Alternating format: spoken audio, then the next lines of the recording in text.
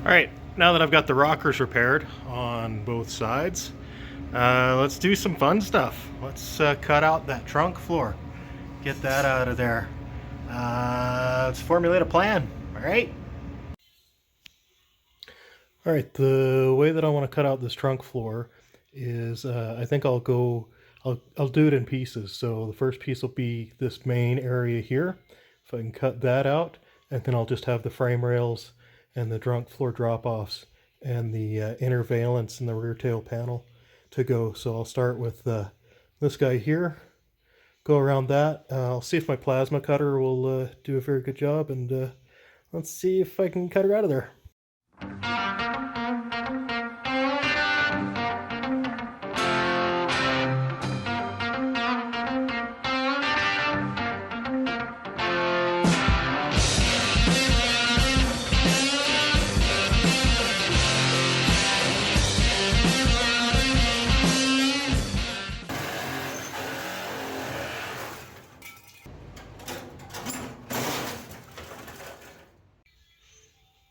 See, wasn't that fun?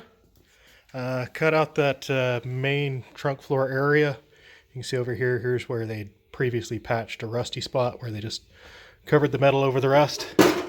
Yuck! But yeah, this thing's all rusty and crusty. Let's take a look up inside where it used to be. There we go. Focus. And yeah, there's where that patch was. Looks like crap. Gonna be cutting all this out of here. Look, more crappy patches on the drop down trunk floor drop off. Ah! Same thing over here on this side. Next I'm gonna probably chop the frame rails right about here on both sides and start taking out this stuff up in here and get those wheel wells opened, ready for fixing and whatnot. But yeah, moving right along. Okay, a little bit of a change to the game plan. I'm going to start off by drilling out these spot welds in the back of these seat back braces, and then I'm going to cut up around the wheel well there on both sides, there and over there, just up and back. And then I'm going to cut the frame rails off just behind the wheel well there, and that should allow that front piece, this whole front piece here, to drop out of there. And then I can work on the back end of the frame rails back here towards the tail panel. Let's get started.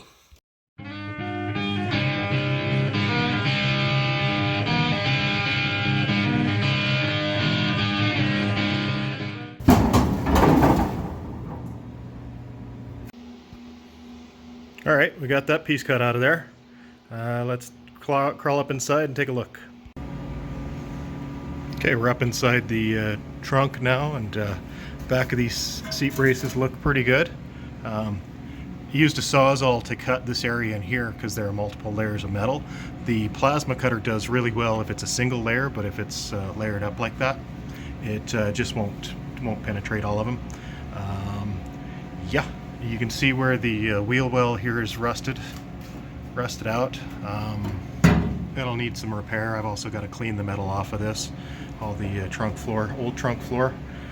Same thing on the other side. If we take a look over here, yeah, got to clean that off. I think before I get into that though, I'll go ahead and cut off the back end of these frame rails and get down into that trunk floor drop off a little bit. See if I can't open this right up, and then I can see what I'm dealing with. All right, let's take a quick look at our progress.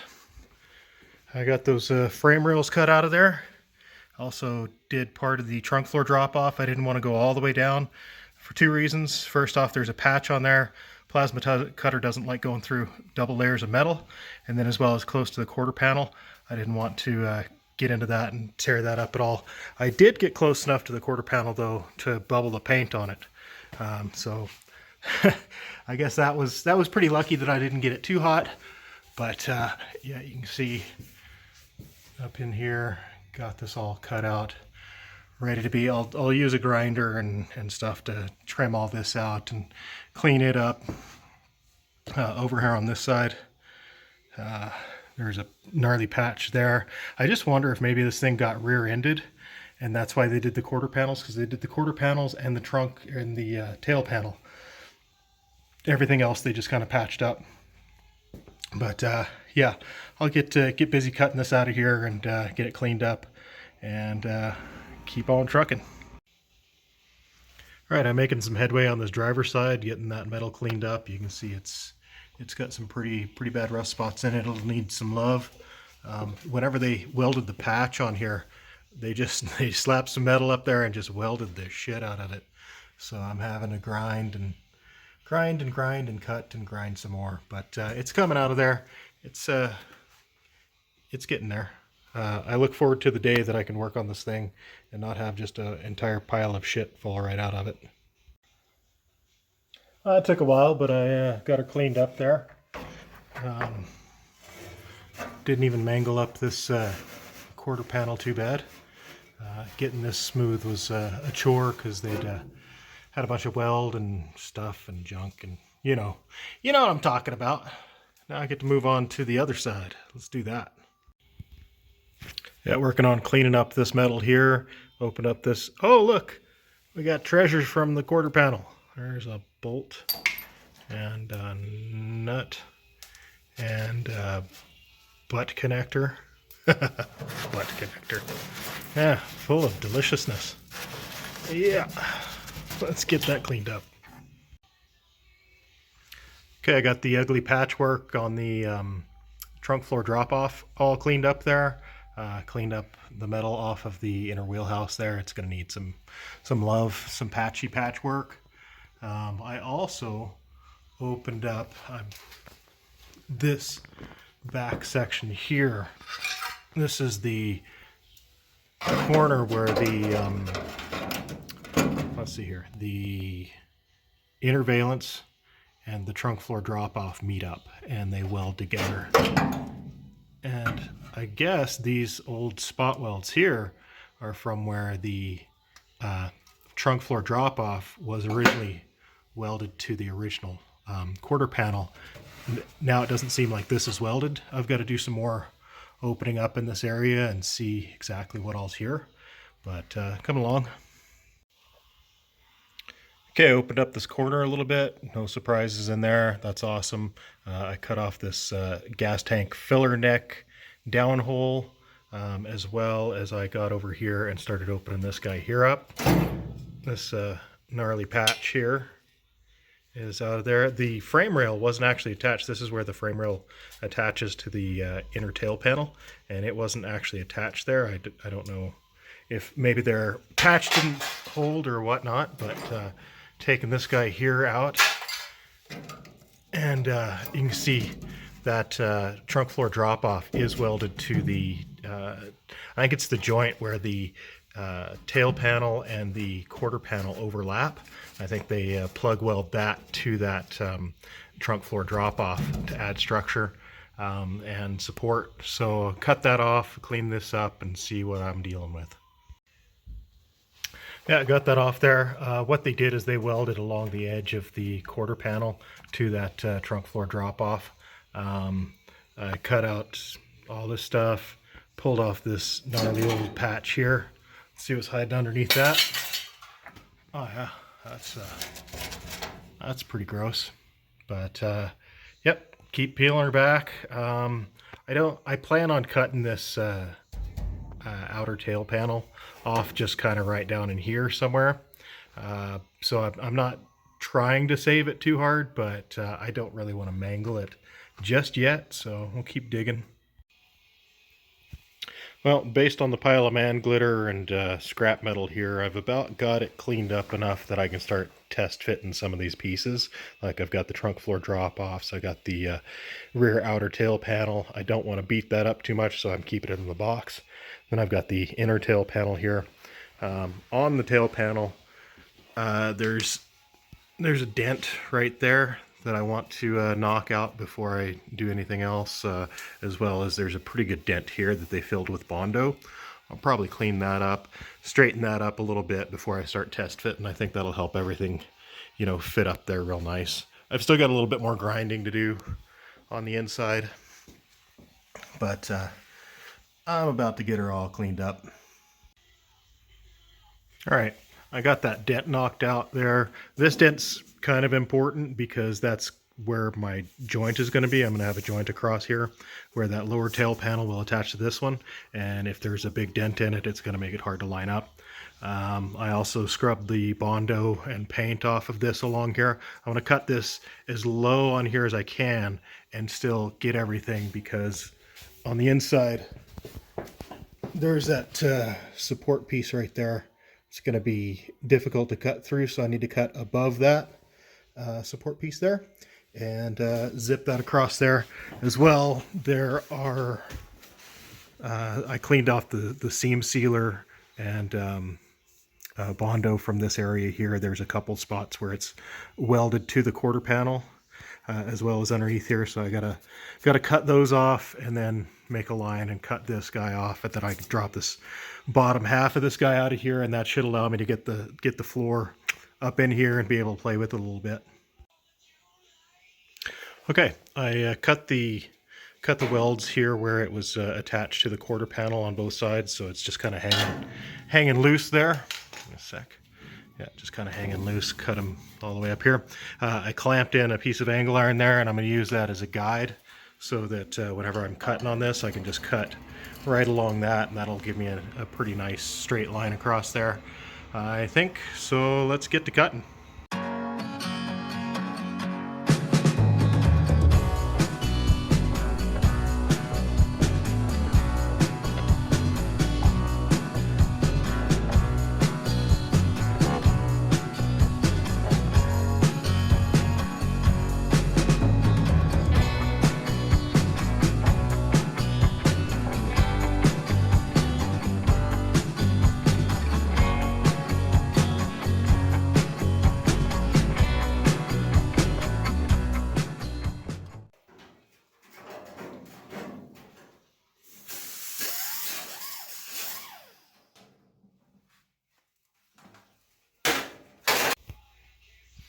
Okay, got the bottom half of that tail panel cut out of here.